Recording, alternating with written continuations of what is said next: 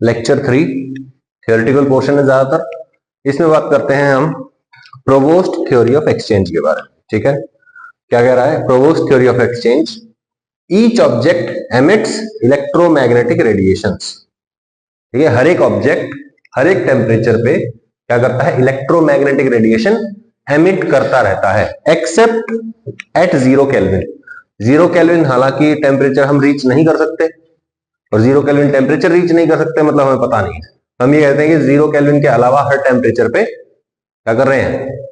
Radiation emit कर रहे हैं, हर एक बॉडी करती है। All the times at all temperatures, ठीक है ना, हर बॉडी हर टाइम हर टेम्परेचर पे क्या करती रहती है? इलेक्ट्रोमैग्नेटिक रेडिएशन एमिट करती रहती है। साइमल्टेनियसली इट एब्जॉर्ब्स रेडिएशन, और साथ साथ क्या करती है? रेडिएशन को एब्जॉर्ब भी करती है। ठीक है, फ्रॉम सराउंडिंग्स, अपने सराउंडिंग से रेडिएशन एब्जॉर्ब भी कर रही है, एब्जॉर्ब कर रही है और एमिट भी कर रही है। When the rate of emission is higher, जब एनर्जी रिलीज करने का रेट ज्यादा होगा तो क्या होगा? ऑब्वियस सी बात है, टेम्परेचर कम हो जाएगा बॉडी का, temperature of the body falls. And when the rate of absorption is more than the rate of emission, the temperature of the body increases. Obvious सी बात है भाई, ज्यादा एनर्जी लूज कर दी, कम गेन करी, ज्यादा लूज कर दी, मतलब टेम्परेचर फॉल हो जाएगा। सही है ना? और उल्टा भी हो जाएगा, अगर रिलीज ज्यादा कर दी, एब्जॉर्ब कम की तो टेम्परेचर एब्जॉर्ब ज्यादा कर ली, एमिट कम की तो टेम्परेचर बढ़ेगा, और अगर एब्जॉर्ब कम की, एमिट ज्यादा कर दी तो टेम्परेचर फॉल करेगा। यही तो कह रहा हूं, मैंने कुछ और बोल दिया था क्या? दोनों बार एक ही बात बोल दी थी? ओहो, कोई बात नहीं, ठीक है, लेकिन समझ गया तुम लोग? ठीक है, ठीक है, ठीक है। When the rate of absorption and rate of emission are equal, temperature of the body remains constant. और जब इक्वल रेट से एब्जॉर्ब कर रहा है रेडिएशन को और उतने ही रेट से एमिट कर रहा है तो टेम्परेचर विल रिमेन कांस्टेंट। सही बात है। अच्छा, अब एक नई टर्म सीख लो, एब्जॉर्प्टिविटी या एब्जॉर्प्टिव पावर। एब्जॉर्प्टिविटी या एब्जॉर्प्टिव पावर क्या होता है? It is the ratio of heat absorbed divide bye amount of heat incident. कि भैया कितनी हीट गिरी और ऊपर कौन, कितनी उसने एब्जॉर्ब की, एब्जॉर्ब्ड डिवाइड बाय टोटल। सही है, वो क्या कहलाता है? एब्जॉर्प्टिविटी कहलाता है। इसको रिप्रेजेंट करते हैं स्मॉल ए से, और ये होता है Q absorbed divide bye Q incident. जो एब्जॉर्ब की हुई हीट है divide by total incident heat है। इमेजिन करिए एक बॉडी है आपके पास, उसके ऊपर हीट गिर रही है, कुछ उसने एब्जॉर्ब कर दी, कुछ उसने एमिट कर दी। ठीक है ना? ओके, तो बोलो, ऑब्वियस सी बात है, जो टोटल हीट गिरी है, इंसिडेंट है, वो ज्यादा होगी, और एब्जॉर्ब जो होगी वो उससे कम होगी। मैक्स टू मैक्स ये कितना हो सकता है? इसके बराबर हो सकता है। तो बोलो, इस पूरी टर्म की वैल्यू यानी कि ए की वैल्यू ज्यादा से ज्यादा कहां तक हो सकती है? 1 तक, है ना? ऐसा भी हो सकता है कि एब्जॉर्ब ही ना करे हीट, है ना, तो ये 0 भी हो सकता है। तो ए की वैल्यू 0 हो सकती है, और मैक्स टू मैक्स कहां तक जा सकती है? 1 तक। कोई दिक्कत? तो 0 से लेके 1 तक ए की वैल्यू होती है। रिफ्लेक्टिविटी, अब बोलो, कोई भी बॉडी पे हीट इंसिडेंट है, कुछ वो क्या करेगी? रिफ्लेक्ट भी कर सकती है। तो reflected heat divide by incident heat is called reflectivity. कोई दिक्कत? ठीक है। ट्रांसमिटिविटी, ट्रांसमिटिविटी, ट्रांसमिट करने वाला portion, T is equal to Q transmitted by Q incident. जो टोटल हीट गिरी है उसके ऊपर और कितने उसने ट्रांसमिट कर दी, दैट इज उनका रेशियो क्या कहलाएगा? T, यानी कि ट्रांसमिटिविटी। देखो, तो ओवरऑल बेसिकली क्या हो रहा है? देखो, एक बॉडी है मेरे पास, कुछ हीट इंसिडेंट है, उसके ऊपर आके गिरी है, कुछ रिफ्लेक्ट हो गई। रिफ्लेक्टेड हीट बाय इंसिडेंट क्या कहलाएगा? Reflectivity. Reflected by incident reflectivity.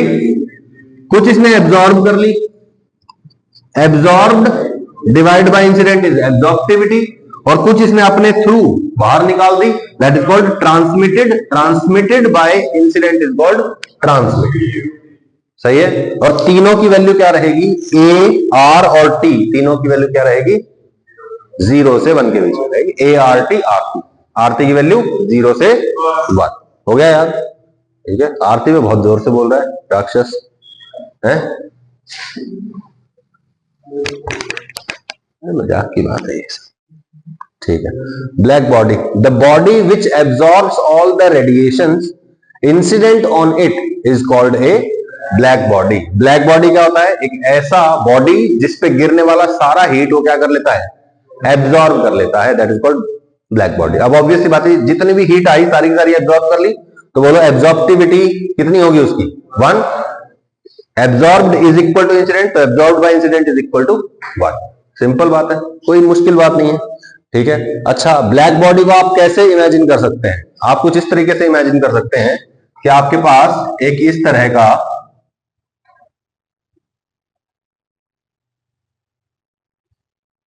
Body है, ठीक है, यहां से हीट आई, ठीक है, यहां आके इससे रिफ्लेक्ट हो गई और ये अब इसी के अंदर घूमती रहेगी ऐसे ऐसे ऐसे, है ना। तो जो हीट आई थी सारी की सारी इस बॉडी के अंदर रह गई ना, तो बोलो this whole is behaving as a black body, ठीक है ना, क्योंकि इसके अंदर जो भी आया वो बाहर वापस नहीं गया, मतलब पूरा का पूरा एब्जॉर्ब हो गया, that is why it is called black body. अच्छा, एमिसिव पावर क्या होती है?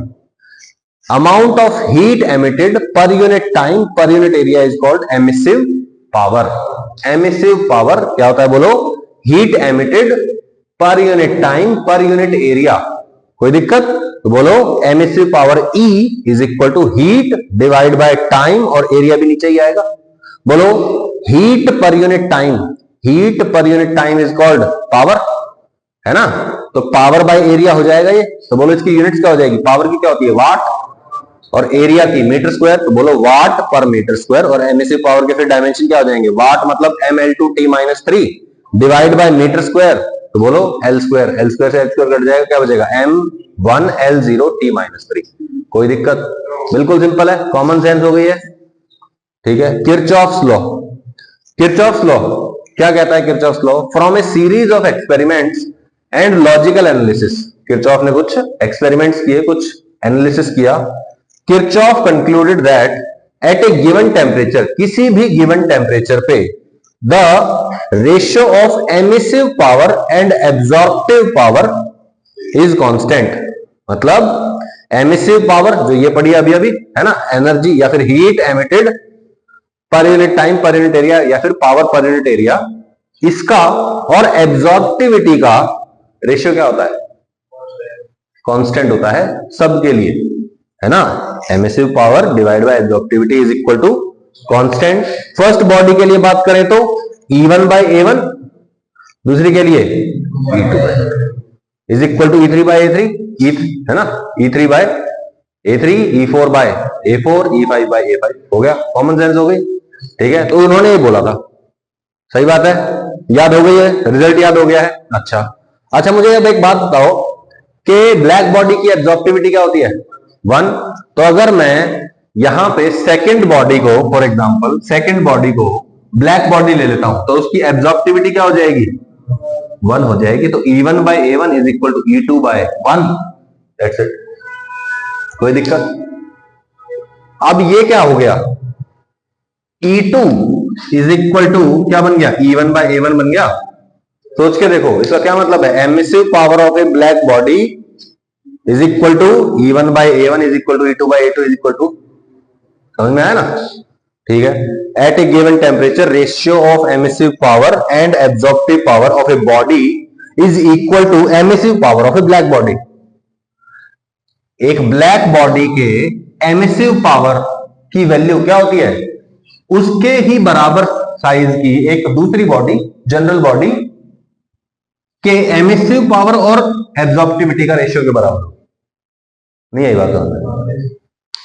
ब्लैक बॉडी की एमिसिव पावर, ब्लैक बॉडी की emissive power is equal to general body की एमिसिव पावर और एब्जॉर्प्टिविटी का रेशियो। निकल गया? तो बोलो emissive power of a black body, ये EF नहीं है, ये EB है, ठीक है ना, is equal to E1 by A1। सही है, कोई दिक्कत? बिल्कुल सिंपल है। Kirchhoff law is based on the thought that good absorbers are also good emitters, ठीक है ना। देखो, अगर किसी की एब्जॉर्प्टिविटी ज्यादा होगी तो उसकी एमिसिविटी भी ज्यादा होगी, इसीलिए उनका रेशियो क्या रहेगा, कांस्टेंट। ठीक है, इसी अजम्पशन के साथ ये रिजल्ट माना गया। ओके, ठीक है, चलो आगे चलते हैं। कुछ मुश्किल लग रहा है अभी तक?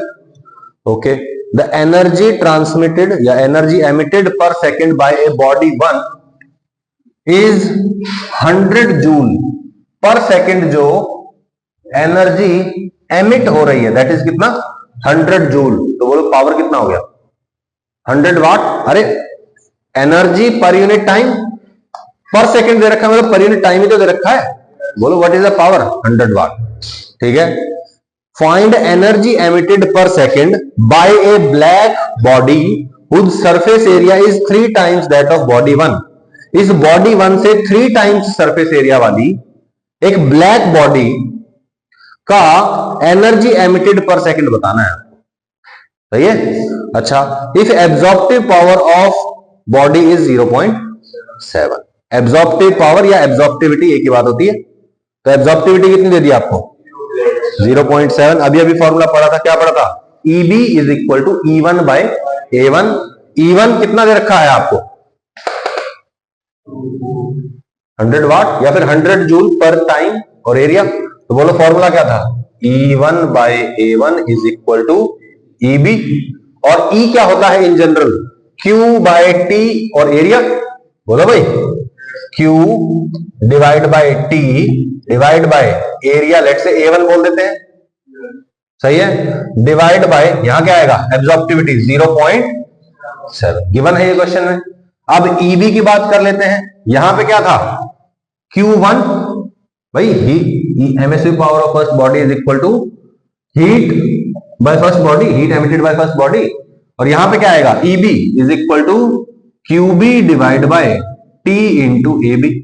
यस और नो। अब एरिया ऑफ ब्लैक बॉडी क्या है, 3 टाइम्स ऑफ बॉडी वन। तो A1 का 3 टाइम्स है ये, तो इसको क्या लिख देंगे, T से T कट जाएगा। बोलो, A1 से A1 कट जाएगा। क्या चाहिए अपने को, QB की वैल्यू चाहिए, 3 को इधर ले जाओ, दैट इज योर आंसर। हो गया, 300 बाई 0.7 इज द आंसर। कोई दिक्कत है, सिंपल है भाई। अब बात करते हैं नेचर ऑफ रेडिएशन की। मैंने आपको फर्स्ट लेक्चर में एक बात समझाई थी, है ना, वो नजर लगने से रिलेटेड थी ना एक बात, याद होगी आप लोगों को। और उसमें मैंने आपको एक एग्जांपल भी दिया था कि जब आप किसी लोहे की बॉल को गर्म करते हैं तो पहले वो रेड हो जाती है ना, फिर वो थोड़ी ब्लूइश हो जाती है, फिर लास्ट में जाके व्हाइट हो जाती है ना। ऐसा क्यों होता है, क्योंकि उससे all types of radiation emit हो रही है, अलग अलग वेवलेंथ की एमिट हो रही है।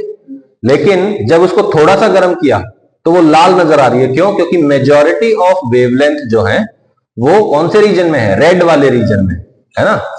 और जब उसको और हीट करते हैं तो वो ब्लू नजर आने लग जाती है, क्योंकि मेजॉरिटी ऑफ वेवलेंथ जो एमिट हो रही है वो ब्लू कलर में है, ब्लू वाली रेंज में है।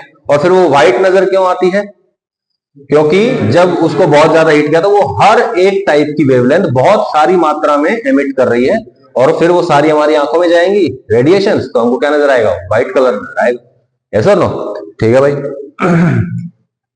थर्मल रेडिएशन की बात कर रहे हैं। Thermal radiation after emitted is an electromagnetic, हाँ ठीक है, thermal radiation after emission, emission आएगा, ठीक है ना, SSION, ठीक है। Thermal radiation after emission, emit होने के बाद थर्मल रेडिएशन जो होती है इज एन इलेक्ट्रोमैग्नेटिक वेव। क्या होती है, इलेक्ट्रोमैग्नेटिक वेव होती है, just like light, and hence follows all the laws of wave theory. अब वेव थ्योरी आपकी क्लास 12th में आती है ना, वहां पूरा चैप्टर है इलेक्ट्रोमैग्नेटिक वेव्स, रमी बख्शी करके हमने पढ़ा भी हुआ है, 12th क्लास वालों को पता होगा, ठीक है। The wavelengths are much smaller than the object dimensions, ठीक है। जो वेवलेंथ एमिट कर रहा है ये बॉडी, वो क्या होती है, ऑब्जेक्ट के साइज से बहुत ज्यादा छोटी होती है, ठीक है। The radiation emitted is a mixture of waves of different wavelengths, ठीक है। जो रेडिएशन एमिट होती है, देखो बड़ी इंपॉर्टेंट बात है ये, रेडिएशन एमिटेड, जो एमिटेड रेडिएशन है is a mixture of waves of different wavelength. बहुत सारी वेव्स का, बहुत सारी रेडिएशन एमिट होती हैं और उसमें हर तरह की वेवलेंथ होती है, ठीक है। ये नहीं है कि बॉडी को मैंने हीट किया और वो लाल रेड कलर की नजर आ रही है, लाल दिख रही है मुझे, तो इसका मतलब ये नहीं कि सारी रेडिएशन जो है वो रेड कलर की, नहीं, बहुत सारी उसमें से, या मैं कहूं मेजॉरिटी जो है वो रेड रीजन में है। ठीक है, ये नहीं है कि सिर्फ रेड है, उसमें बहुत कम वेवलेंथ वाली भी होंगी और उसमें बहुत ज्यादा वेवलेंथ वाली भी होगी। ठीक है ठीक है, तो रेडिएशन हमेशा मिक्सचर ऑफ वेवलेंथ होता है। ठीक है ना, but only A small range of wavelength has significant contribution in total radiation. क्या बोला, ये बड़ी इंपॉर्टेंट बात है, only A small range of wavelength, wavelength का एक बहुत छोटा सा रेंज जो होता है, कि भैया जैसे 300 नैनोमीटर से 400 नैनोमीटर तक की जो वेवलेंथ है उनका मेजर कंट्रीब्यूशन है, इस तरह से। ठीक है, तो बहुत छोटी सी एक वेवलेंथ की रेंज होती है जिसका सिग्निफिकेंट कंट्रीब्यूशन होता है इन टोटल रेडिएशन। समझ में आया? जैसे मान लीजिए कि आपके 100 फोटॉन्स एमिट हो रहे थे पर सेकेंड, ठीक है, तो इन 100 में से 65 फोटॉन्स जो हैं वो एक पर्टिकुलर रेंज के होंगे, या जैसे मैं कहूं 300 से 400 नैनोमीटर के आसपास होंगे फॉर एग्जांपल। ठीक है ना, तो इस रेंज के वेवलेंथ वाले 65% फोटॉन्स होंगे। समझ में आया? तो एक small range of wavelength has significant contribution. अच्छा, बचे हुए जो 35 फोटॉन्स होंगे वो इनसे कम वाले भी होंगे और इनसे ज्यादा वाले। ठीक है भाई, okay. The radiation emitted by a body at 300 Kelvin has maximum contribution from a wavelength of 9500 nanometre. तो इतनी वेवलेंथ वाली जो वेव है उनका मेजर कंट्रीब्यूशन होता है किस टेम्परेचर पे? 300 केल्विन, यानी कि रूम टेम्परेचर 27 डिग्री सेल्सियस पे। जब एक बॉडी, फॉर एग्जांपल एक लोहे की बॉल जब 27 डिग्री सेल्सियस पे है तो उसमें से ज्यादातर मेजॉरिटी ऑफ जो फोटॉन्स निकल रहे हैं उनकी वेवलेंथ कितनी है? 9500 नैनोमीटर है। ठीक है, okay. As the temperature of the body is increased, जैसे जैसे बॉडी का टेम्परेचर क्या करते हैं हम? इंक्रीज करते हैं, the wavelength emitted by the body decreases, उसकी जो वेवलेंथ होती है वो क्या होने लग जाती है? कम होने लग जाती है। एनर्जी ऑफ ए फोटोन या energy of electromagnetic radiation, formula था हमारे पास H into frequency, H is Planck's constant, F is frequency, इसी को लिख सकते हैं हम hc बाय लैम्डा। तो बोलिए जैसे जैसे एनर्जी बढ़ेगी लैम्डा कम हो जाएगा, जैसे जैसे एनर्जी बढ़ेगी फ्रीक्वेंसी इंक्रीज हो जाएगी। यस और नो? तो बताइए, जब हम किसी बॉडी का टेम्परेचर बढ़ाते हैं, इसे बोलो ना as the temperature of the body is increased, जैसे जैसे टेम्परेचर बढ़ाया तो बोलो उसके पास एनर्जी ज्यादा हो गई या कम हो गई? ज्यादा हो गई। एनर्जी हो गई ज्यादा तो बोलो वेवलेंथ क्या हो जाएगी? कम हो जाएगी, या मैं कहूं फ्रीक्वेंसी क्या हो जाएगी? ज्यादा हो जाएगी। ठीक है भाई, ठीक है। Wavelength emitted by the body decreases, wavelength कम हो जाती है क्योंकि एनर्जी बढ़ रही है।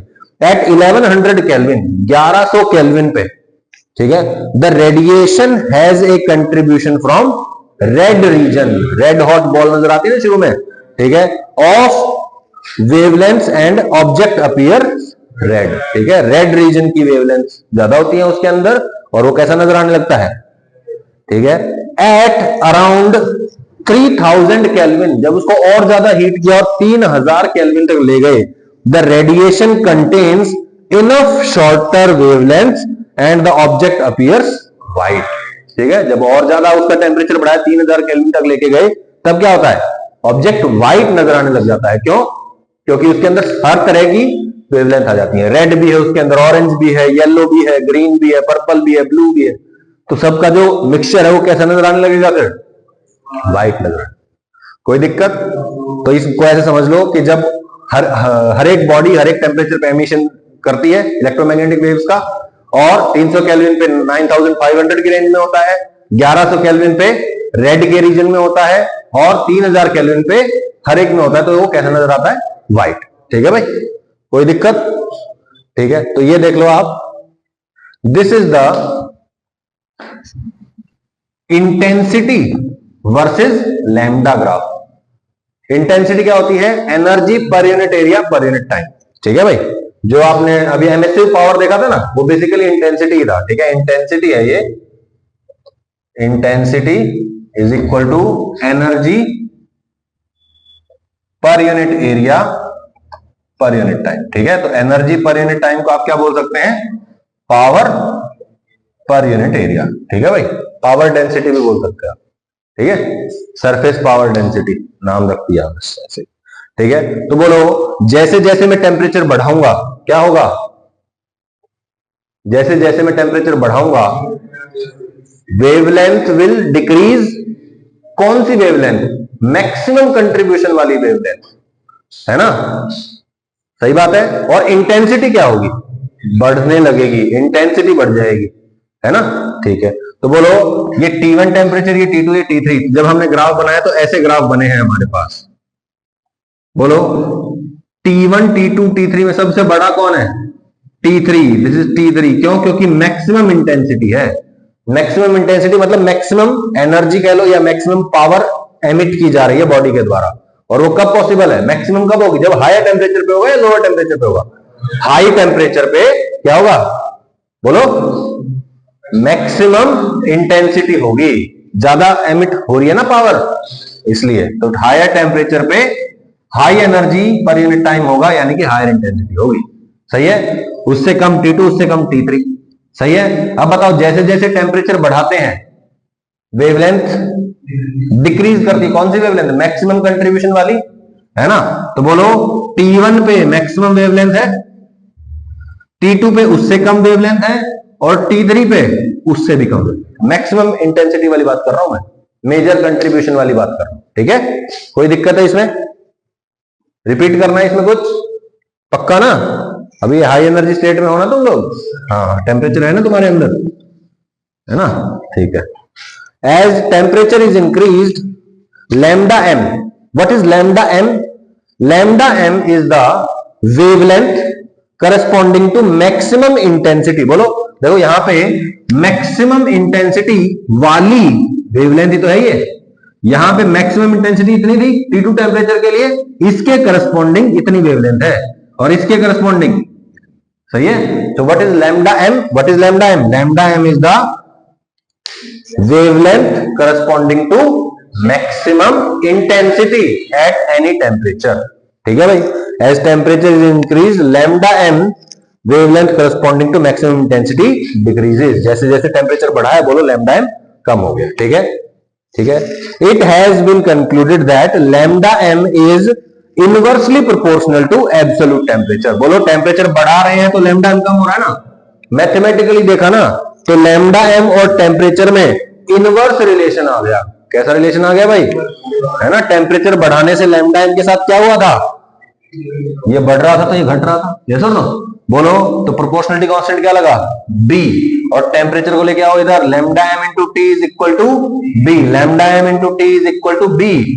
This is called Wien's displacement law. What is this? Wien's displacement law. NEET में क्वेश्चन पूछा जा सकता है, ध्यान रखें। ठीक है, पहले भी पूछा गया है, आगे पूछा जा सकता है, और ये ग्राफ बना के भी पूछा जा सकता है। ठीक है, कोई दिक्कत? B की वैल्यू क्या होती है? 0.288 सेंटीमीटर। ठीक है, कोई दिक्कत? बोलो भाई लैम्डा मतलब वेवलेंथ, लेंथ ही तो है ये भी, और ये टेम्परेचर। तो बोलो व्हाट इज द डायमेंशन और यूनिट्स? लेंथ इनटू टेम्परेचर, जैसे centimetre kelvin, 0.288 centimetre kelvin. This B is called Wien's constant. ठीक है भाई, स्टीफन बोल्ट्जमैन लॉ। ठीक है, देखो ये और बढ़िया लॉ है, कोई दिक्कत नहीं है इसमें। यहां तक कोई दिक्कत है? बोलो बोलो भाई।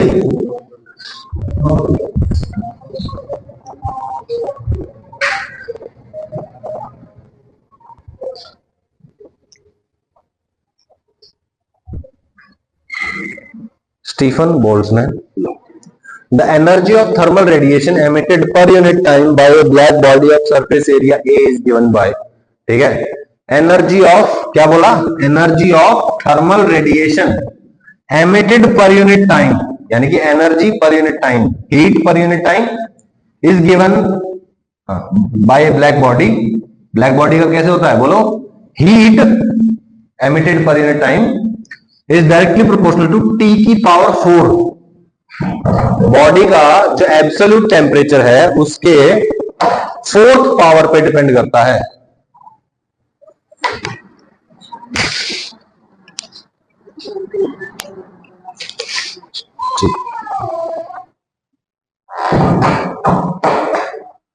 तो बोलो energy of thermal radiation emitted कितना, टेम्परेचर की फोर्थ पावर के प्रोपोर्शनल होता है। ठीक है भाई, और जितना ज्यादा एरिया होगा उतना ज्यादा होगा।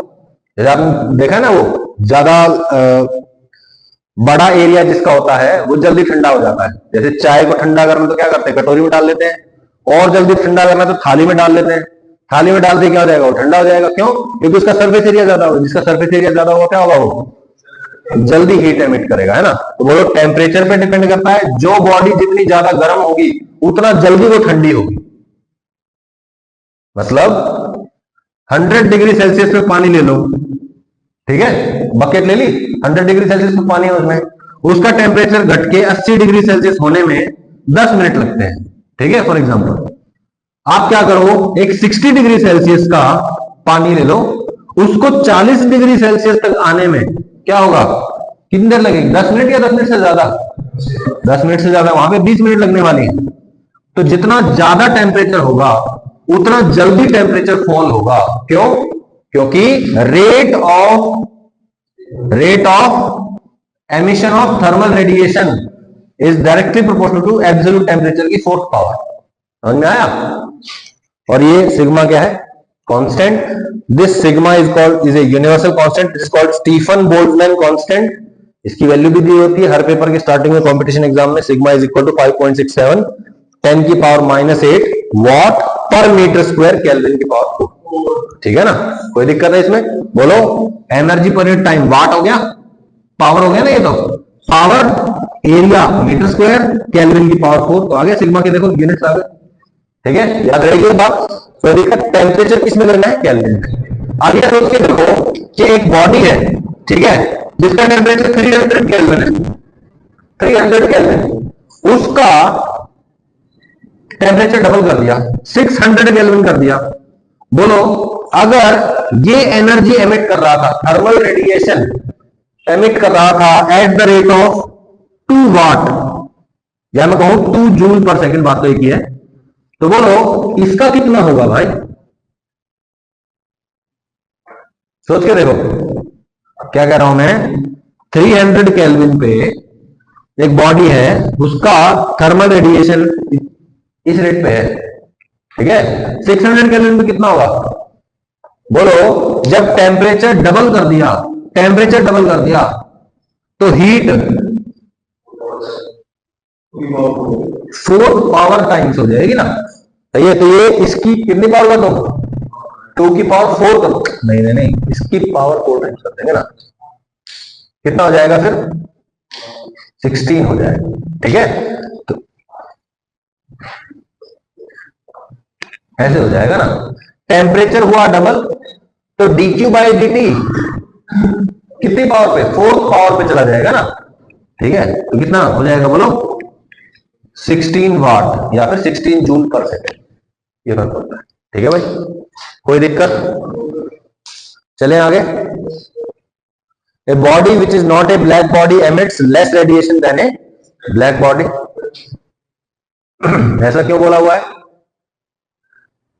A body which is not a black body emits less radiation than a black body. Black body से कम रेडिएशन कौन एमिट करेगा? जो ब्लैक बॉडी नहीं होगा। ये क्या बोल रहा है, सोच के देखो।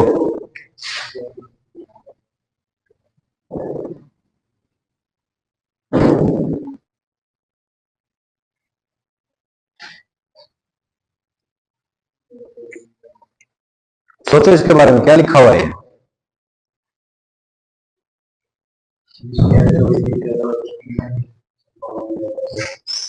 एमिसिविटी की बात कर रहा है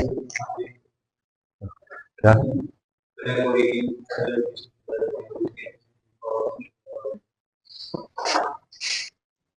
करेक्ट।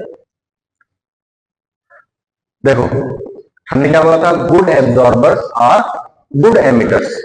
ठीक है, तो जो ब्लैक बॉडी है वो सबसे ज्यादा रेडिएशन एब्जॉर्ब करेगी, रेडिएशन सबसे ज्यादा एमिट भी करेगी, ऐसा ना।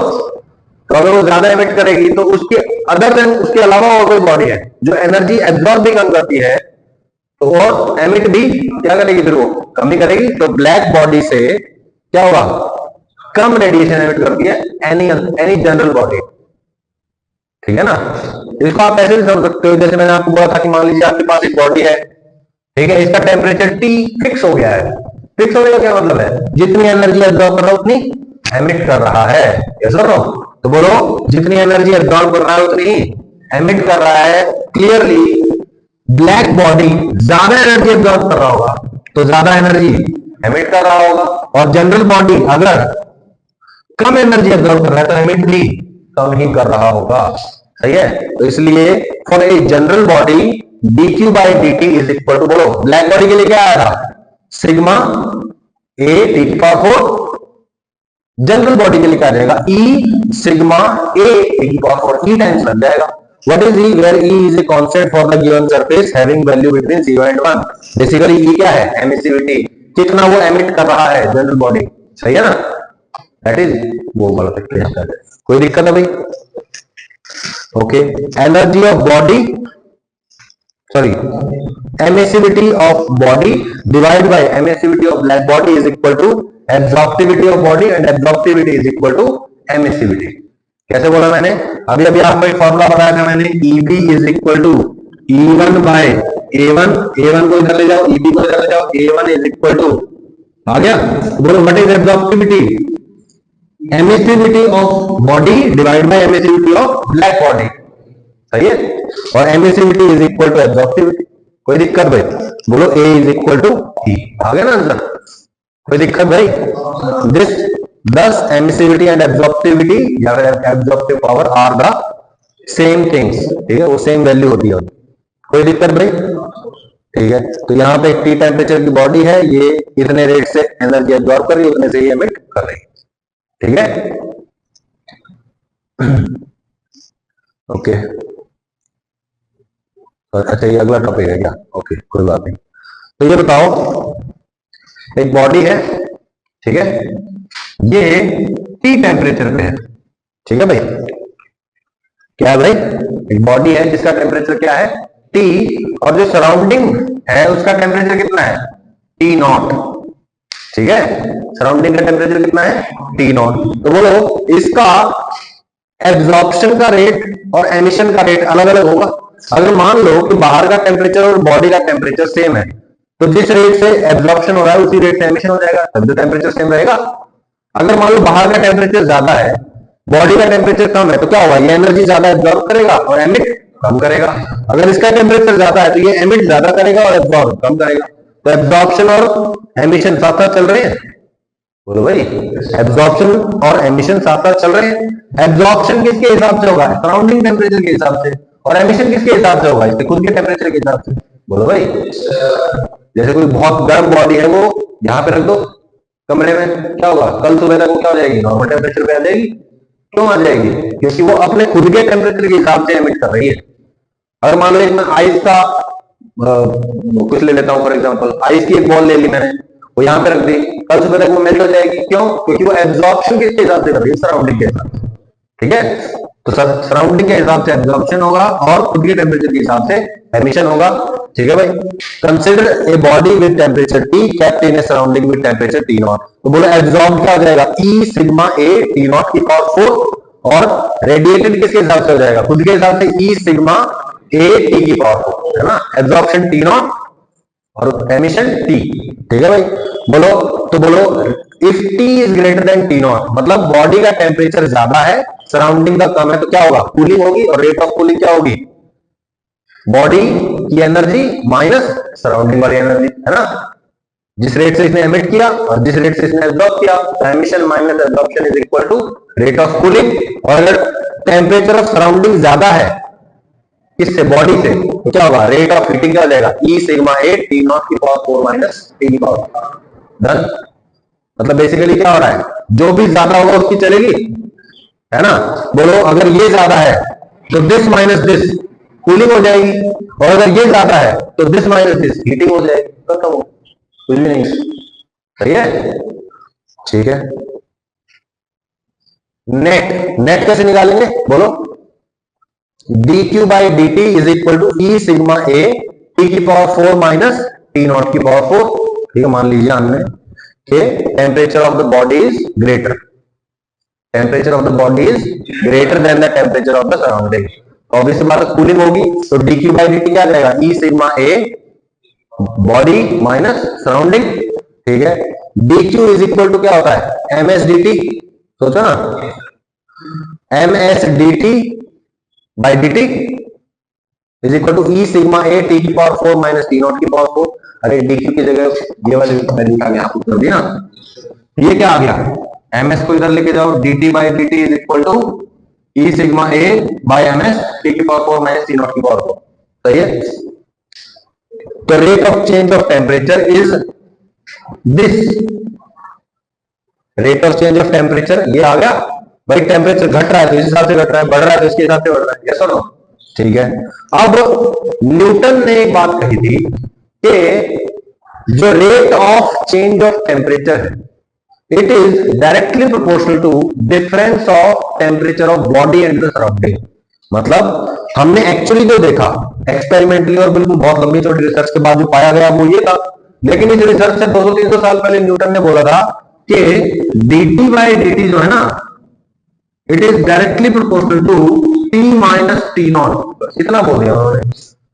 आप लोगों ने कहा कि ये भी ठीक है वो भी ठीक है, उन्होंने भी बेसिक एक्सपेरिमेंट किया तो उनके हिसाब से ये आया, एडवांस एक्सपेरिमेंट हुए तो ये आया, तो बाद में लोगों ने बोला कि भैया this is almost equal to this.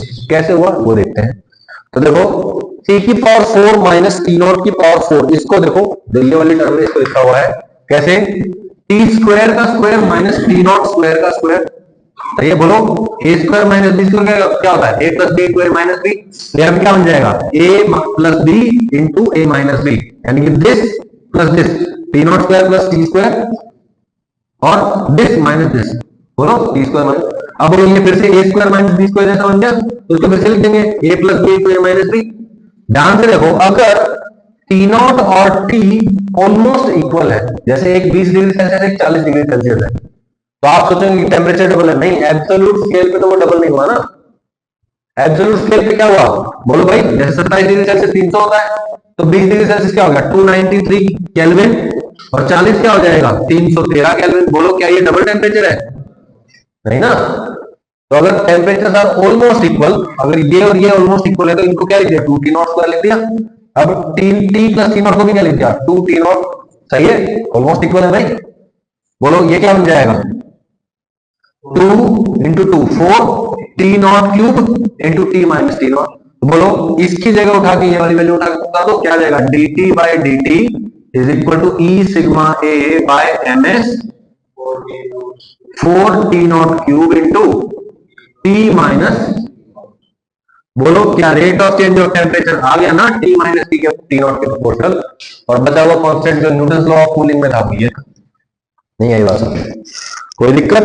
So rate of change of temperature, rate of change of temperature is some constant times T minus T not, है ना। Rate of change of temperature is directly proportional to, है ना, difference of temperature भी बोल सकते हैं। ठीक है, let a body of initial temperature t not is kept in a surrounding of temperature t s. एक बॉडी है जिसका टेम्परेचर इनिशियल कितना है टी नॉट, और वो कहां रखा गया है सराउंडिंग टेम्परेचर टी एस में रखा गया है। Then according to Newton's law of cooling, इसी के हिसाब से हम ग्राफ बनाना चाहते हैं। बोलो बॉडी का टेम्परेचर ज्यादा है तो कूलिंग होगी, मतलब टेम्परेचर का रेट क्या आ जाएगा नेगेटिव, तो इसलिए हमने एक माइनस का साइन लगा दिया यहाँ पे। Minus D T by D T is equal to K times T minus T S. बोलो टी माइनस टी एस को इधर ले जाओ, डी टी को इधर ले जाओ, पूरी को इसको -1 से मल्टीप्लाई कर दो, ये आ जाएगा आपके पास। डन, क्या बना D T by T minus T s. T minus T S को क्या मान लिया, लेट्स से इसको z मान लिया, तो ये dz हो जाएगा, dz by z log z, यानी कि log of t minus T S. Limit initial क्या हुआ t नॉट से ts तक और 0 से t टाइम तक, सही है भाई, कोई दिक्कत तो नहीं। 0 से ts, t नॉट से ts नहीं आएगा, ts से t नॉट से t टेम्परेचर तक आएगा। जब टाइम 0 से t हो जाएगा तब इनिशियल टेम्परेचर t नॉट से फाइनल टेम्परेचर t टाइम पे t हो जाएगा, सही है। तो हमने क्या निकालना है basically temperature as a function of time, सही है, temperature as a function of time निकालना है क्या आएगा, t as a function of time, है ना। इसको इंटीग्रेट किया, लिमिट पुट करी, यहां से टी की वैल्यू निकाल दिया। कैसे आया ये बोलो, यहां से तो ये माइनस, पहले मल्टीप्लाई कर दिया था इधर, तो ये माइनस है, ये लॉग बेस ई है, तो ई को उठा के इधर लेके जाओ, क्या बन जाएगा, ई की पावर माइनस के टी बन जाएगा। और फिर क्या करेंगे, T not minus T S को इधर मल्टीप्लाई करो, क्या आएगा, T not minus T S into E की power minus K T, T not minus T S into E की पावर माइनस के टी। यहाँ पे क्या टी माइनस टी एस को उठा के इधर, टी माइनस टी एस, हाँ टी एस को उठा के इधर ले जाओ, T S plus t not minus T S E की पावर माइनस के टी। सही है, इसका ग्राफ बनाएंगे, ऐसा ग्राफ बनेगा, बोलो ऐसा ग्राफ। देखो जब t की वैल्यू 0 है तो क्या हो गया, ये क्या हो गया, e की पावर 0 यानी कि 1, ये 1 हो गया, ts plus t not minus T s, t s से टी एस कट जाएगा, t is equal to t not. Initial temperature कितना था, टी नॉट, ये तो था, t 0 था जब टेम्परेचर टी नॉट था। सही है, और बोलो एक्सपोनेंशियल ग्राफ बनेगा, टी नॉट से एक्सपोनेंशियल ग्राफ बनेगा, फाइनल टेम्परेचर क्या हो जाएगा, टीएस के बराबर, राउंडिंग के बराबर आ जाता है टेम्परेचर। तो यहां पे आपका चैप्टर फिनिश हो जाता है। प्रोवोस्ट थ्योरी ऑफ एक्सचेंज वाली जो इंटेक्स एक्सरसाइज है वो आप कर सकते हैं, और जो पीछे वाली एक्सरसाइज है वो भी आप कर सकते हैं, ठीक है। ओके, कोई डाउट है किसी को, कोई भी एब्सोल्यूट कोई भी डाउट, ध्यान होगा तो डाउट आएगा, है ना।